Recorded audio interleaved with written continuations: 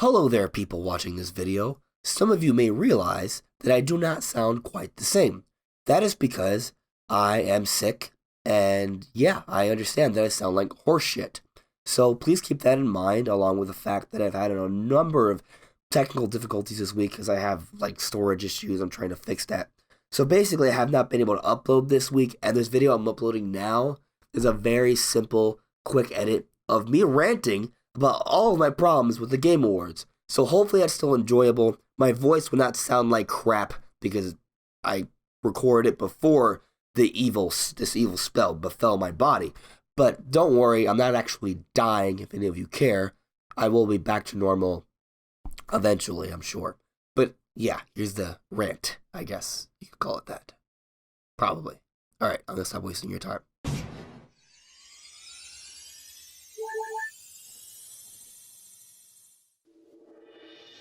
Welcome everyone, this is AndresRestart. So this time we're going to be talking about my concern about Super Smash Bros. Ultimate and its chances of winning Game of the Year at the Game Awards. Do I think it deserves to win Game of the Year? Yes. Do I think it will? That's the point of contention here, because honestly, I don't feel like the Game Awards is a fair awards show. I don't think they actually nominate the best games or pick the best game to win all the time. I think it's more of a popularity contest, which sometimes doesn't equate to the best game. So I'm honestly concerned about how they're going to actually offer up the awards this time around. And I feel like if we go over the nominations for this year's Game Awards, a lot of you will also agree with me. Maybe already a whole bunch of you will agree with me. But let me make myself clear. All the games that are at least nominated for Game of the Year are great games. I am not trying to indicate in any way, shape, or fashion that Control is a bad game, or Death Stranding, or The Outer Worlds. I think all of these games are great games. So if you're a fan of any of these games, do not get me wrong, do not get it twisted. I think these games are great. But what I am saying is that I don't think necessarily these games all deserve to be nominated for Game of the Year. Game of the Year is a category that is for the best Game of the Year. There can only be one best game of the year, and there are many games that come out throughout the year, so even making it into that top 5 or 6 should be really hard considering how many great games are coming out every year, really. We are in a golden age of gaming, I would say, because there's many great games that are coming out. But the point I'm trying to make here is that I feel like with the Game Awards, it's almost political. I feel like oftentimes what actually gets in isn't necessarily what's the best. I mean, just to get things started, let's go ahead and scroll down here. I want to show you something that I think is kind of ridiculous. Where is fighting game?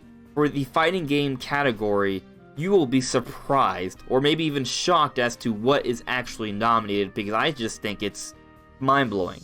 And it's this thing right here, Jump Force. Seriously? Jump Force? Now, don't get me wrong. I was really excited for Jump Force. I am a big-time anime fan. I've watched nearly every single series that was represented in Jump Force. I was excited about all the DLC. I was watching a whole bunch of videos about all the speculation for all the DLC characters and who can make it into the roster for Jump Force. I was really excited about this, but when reviews dropped for this game and we heard about its quality, well, I mean, I lost my excitement for it because, as it turned out, it was a really bad game. Like, everything about this game, save for the character choices, wasn't necessarily great. I mean, I played the demo and I thought it looked pretty good. It played fairly well, but everything else around this game just wasn't good. So while I'm not saying you shouldn't be able to enjoy Jump Force, to nominate it for Best Fighting Game? You gotta be kidding me. Now, as you may have noticed, I have a whole bunch of Metacritic tabs, because I'm going to be going over a lot of Metacritic scores here to sort of give us some sort of point of reference to sort of indicate the quality of a game. Now, granted, everyone has their different opinions. These things are subjective overall, but Metacritic is a site that compiles all of the accredited critics and puts all their review scores together for the Metascore. And Jump Force's Metascore is a 56. I don't really feel like it's a point of debate here to tell you that Jump Force is terrible as a game compared to any game that comes out really at all in this modern era, or maybe even in previous eras. It's just not a well put together game. And I say that as someone that really wanted this game and really wanted it to be good. It just isn't. So the idea of this game being nominated for Best Fighting Game already I think is just ridiculous. Is it going to win Best Fighting Game? No. I feel like it's probably going to be Super Smash Bros. Ultimate, although I wouldn't be surprised if some would argue otherwise because they wouldn't even consider Super Smash Bros. A fighting game. They would argue it's a party game. And sure, Samurai Showdown, Mortal Kombat, Dead or Alive 6, they're fine games. I mean, Mortal Kombat 11, Samurai Showdown definitely, they're good. But Super Smash Bros. Is Super Smash Bros. Ultimate. It is an incredible game. And in my opinion, I think Super Smash Bros. Ultimate should probably win Game of the Year. But honestly, I'm not sure it will win Game of the Year. These are the current nominations: Control, Death Stranding, Resident Evil 2, Sekiro Shadows Die Twice, Super Smash Bros. Ultimate, The Outer Worlds. All good games. But some of the games here, I don't even think should be on this list. I'm at least happy that Smash Bros. Is there, but I think it should win, and I'm concerned it won't. Because the Game Awards have shown on multiple occasions, they don't always honor what deserves to win. Now, last year I was talking about how Xenoblade Chronicles 2, the game was not nominated for anything at the Game Awards, even though it was eligible, and it was a top RPG and a really, really good Switch game, yet it was not paid attention to even in the slightest. Now granted, maybe it didn't deserve to be nominated for Game of the Year, but I would have thought it deserved to be nominated for RPG of the Year, except there were some pretty good RPGs that year, and there were some games that could have arguably snubbed it out. I don't agree, but I could see how maybe, it just barely didn't make the cut, I guess. But this year, it's far worse. It is far, far worse. So let's just go by the Metacritic scores here, right? Control. And I want to point out that there are multiple Metacritic scores for a lot of these games because they're available on multiple platforms. But I made sure to pick the highest one, save for one, and I'll explain that one in a little bit. But most of these, I am picking the highest score available across all the platforms it came out on. So Control got an 82 on Metacritic, and 63 critics reviewed the game. That is pretty good. I think it's pretty good. Do I think it should be a Game of the Year contender? Just in terms of the score, no, not really. Now let's look at Death Stranding.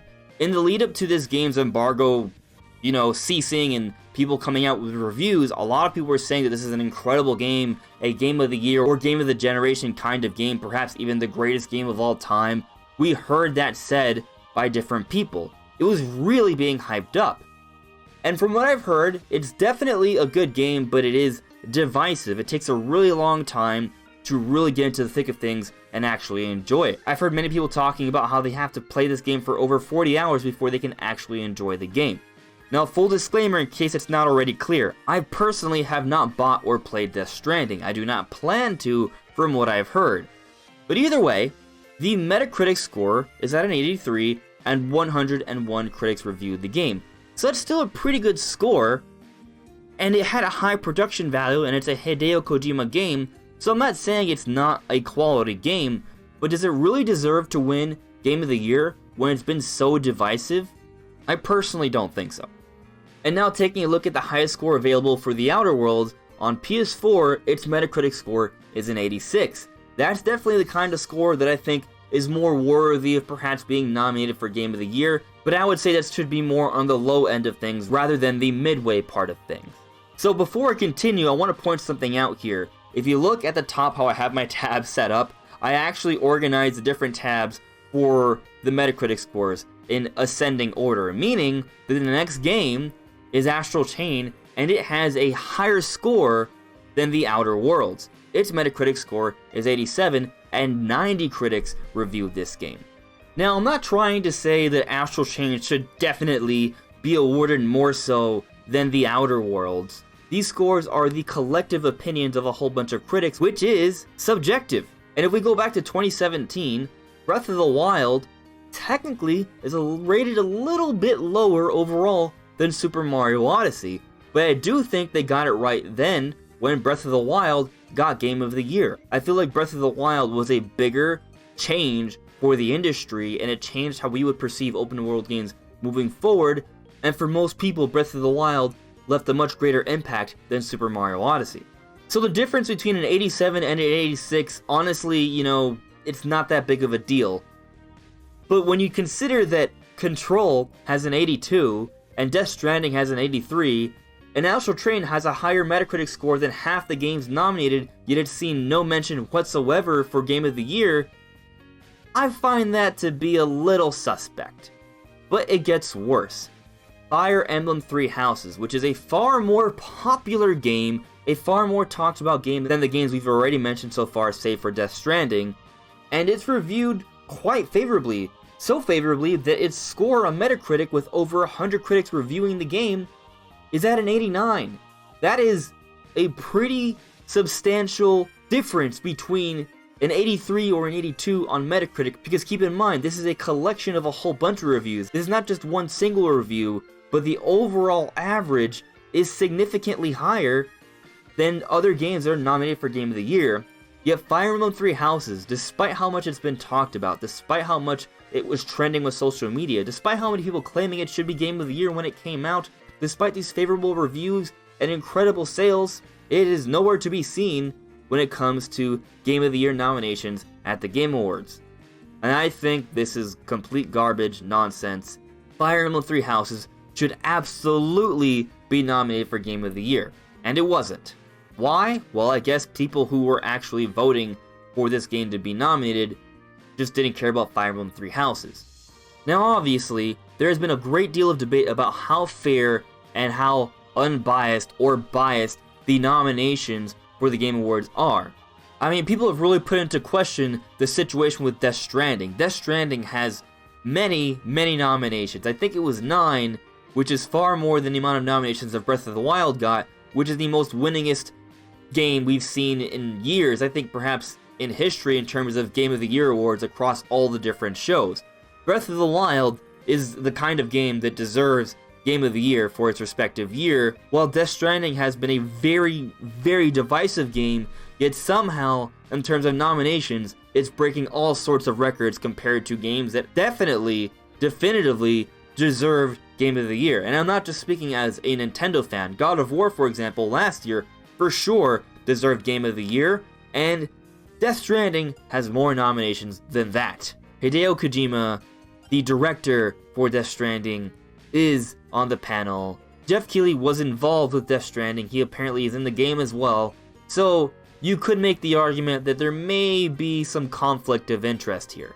But I'm not going to make an assumption that that is what's happening. I'm simply going to point out that we have games that have reviewed far more highly and are also very popular and have sold well and are not getting a nod for Game of the Year, as opposed to Death Stranding, which has gotten more nominations than previous games of the year, not just Game of the Year nominations, and its review scores are divisive, as opposed to games like Breath of the Wild and God of War, which are some of the highest rated games of all time and are pretty much universally praised.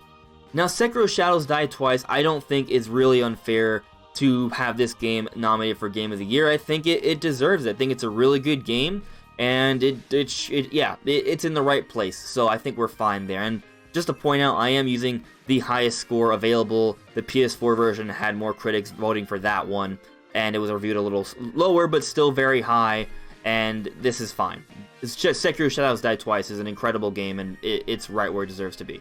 Resident Evil 2 Remake, just like Sekiro Shadows Dies Twice, also deserves to be here. It's also reviewed quite favorably. Technically, I chose a lower score for this one to show off, mainly just because for the Xbox version, there were very few amount of critics actually voting for that game, like in the 20s, so I just didn't think that that was like a high enough number to really show here. But either way, it was still a good score. It was a 93 for the Xbox version, a 91 here. Regardless of which score you look at, Resident Evil 2 Remake is an incredible game, and I think it might be the best remake of all time. And then Super Smash Bros. Ultimate, which has broken all sorts of sales records and has won many awards already. And here on Metacritic has a score of 93, with 99 critics having reviewed the game. Super Smash Bros. Ultimate, in my very strong opinion, deserves to win Game of the Year. Super Smash Bros. Ultimate that has not only brought in a whole bunch of Nintendo characters and has essentially perfected and created the ultimate form of Smash Bros., but it's also become a celebration of gaming, and in my opinion, is more suited for a celebration of gaming greats, not just Nintendo characters, but characters outside of that. Characters like Simon Belmont from Castlevania, or Cloud from Final Fantasy. Super Smash Bros. Ultimate is very arguably entirely suiting to its name, the Ultimate Smash Bros. Game, and it's been an incredible year of hype with all the DLC characters and playing the game all throughout this year. But there is one potential issue. Super Smash Bros. Ultimate came out technically in 2018, which brings me to a whole other issue with the Game Awards. They host the Game Awards in early December every year, which disqualifies some games from making it. Super Smash Bros. Ultimate came out in 2018, yet it was not a part of the 2018 Game Awards in terms of nominations. The same thing happened with Xenoblade Chronicles 2 last year. It came out in December, just like how Smash Bros. Came out in December for its respective year, and both of those games did not make the cutoff date for the Game Awards, so they were technically eligible for the next year's awards because the cutoff date is in November. And Xenoblade Chronicles 2 got no nominations. One of my concerns is that Xenoblade Chronicles 2 didn't make the cut, mainly because of recency bias, and it just wasn't fairly considered for a nomination. Could the same happen for Super Smash Bros. Ultimate? Sure, Super Smash Bros. Ultimate is a much bigger game, far more known, and it's been talked about all throughout the year, and it's already been nominated for Game of the Year and other awards as well. So it's not like Super Smash Bros. Ultimate isn't getting any love, it is getting some, but will it get what it's properly due? And in my opinion, and I'm sure many of those who are watching this video, it will deserve to win Game of the Year. So will it? Honestly, while I love to pay attention and talk about the Game Awards because of the announcements that are shown throughout the award show, in terms of the actual awards, I feel like the Game Awards doesn't have that much credibility. And I think some of the things I've pointed out in this video demonstrate how not so credible the Game Awards actually are when it comes to awarding and nominating games that deserve to be there. So I do not have the utmost confidence that Super Smash Bros. Ultimate will win Game of the Year, because it may be the case that that's just not what the panel wants. The panel is biased. They aren't necessarily going to pick what actually is deserving of Game of the Year. And I should also point out, while I believe Super Smash Bros. Ultimate deserves to win Game of the Year, that doesn't mean it actually does. This is all subjective, and I'm not going to accuse the Game Awards of being criminals or evil people or whatever. I'm not trying to say anything like that. I'm simply saying that I think there is a bias, and it may be a little self-serving. It does seem a little political. It does seem to be more of a popularity contest, but not so much in terms of popularity towards the consumers worldwide, but rather towards a particular niche or audience that I do not entirely understand. And I'll also say that if Sekiro or Resident Evil 2 get the award over Smash Brothers, I wouldn't be too upset because those are also really, really good games, and in terms of overall quality according to Metacritic, they're fairly close, so I wouldn't cry foul over that. But if it ends up being the case that Death Stranding wins, considering how divisive it is, I'm going to call bull. Because the thing is, as great of a game as it may be, and even though for some it may be their personal game of the year, if you consider just how divisive it is, I just don't think it's appropriate to award it as Game of the Year. I'll take my own personal opinion here. I'm loving Pokemon Sword and Shield, and I would personally say it's my Game of the Year, but here's the thing, I am no fool. I entirely understand that not everyone has loved it nearly as much as I have. It's a very divisive game, and some people don't think it's even worth paying for. So I'm not going to be so bold as to say that Pokemon Sword and Shield deserves to be nominated for anything, because it's a very, very divisive game. And I think the same should be said for Death Stranding. So I do think Death Stranding should be universally considered as a high quality game. It is a game that is not for everyone, it is divisive, and it's not deserving of Game of the Year from what I've seen and heard of. But again, this is just my opinion. I haven't even played the game yet, so maybe if I play the game I will disagree, but I think the point still stands that if it's been so divisive, it probably shouldn't win Game of the Year. So those are just my thoughts on this issue. What do you guys think? Do you guys think that Super Smash Bros. Ultimate will win Game of the Year at the Game Awards, or will it be something else? Let me know what you guys think in the comments below. These are my thoughts on the matter, obviously, but I'm curious what you guys have to say, so let me know. Anyways, everyone, this is AndresRestart. Thank you so much for listening and watching, and I'll see you all really soon. Take care. Have a good one.